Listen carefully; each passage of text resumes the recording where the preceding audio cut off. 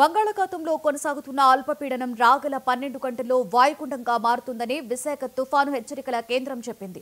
పశ్చిమ వాయువ్య దిశగా కదులుతూ దక్షిణ ఒడిశా, ఉత్తర కోస్తా మధ్య తీరం దాటే అవకాశముందని వెల్లడించింది. వాయుగుండం ప్రభావంతో రాష్ట్రంలో పలుచోట్ల భారీ వర్షాలు కురుస్తాయని, తీరం వెంబడి గంటకు 45 నుండి 55 కిలోమీటర్ల వేగంతో బలమైన ఈదురుగాలులు వీస్తాయన్నట్లుగా సముద్రం అల్లకల్లోలంగా ఉండడంతో 4 రోజుల పాటు మత్స్యకారులు వేటకు వెళ్లరాదని విశాఖ తుఫాను హెచ్చరికల కేంద్రం డ్యూటీ ఆఫీసర్ తెలిపారు. దానికి ఆనుకుని ఉన్న వాయువ్య బంగాళాఖాతంలో ఉన్న నిన్నటి అల్పపీడనం ఈ రోజు ఉదయం 5:30 సుస్పష్ట అల్పపీడనంగా పరిణతి చెందింది. అదే ప్రాంతంలో కొనసాగుతుంది.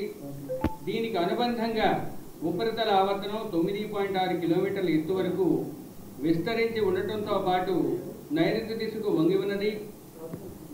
ఈ సుస్పష్ట అల్పపీడనం రాబోయే 12 గంటలలో పశ్చిమ వాయువ్య దిశలో పయనించి వాయుగుండంగా కేంద్రీకృతమయ్యే అవకాశం ఉంది.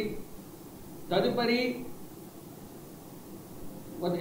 రేపు ఉదయానికి అనగా 19వ తేదీ ఉదయానికి దక్షిణ ఒడిశా, ఉత్తర కోస్తా ఆంధ్రప్రదేశ్ మధ్య తీరాన్ని తాకే అవకాశం ఉంది.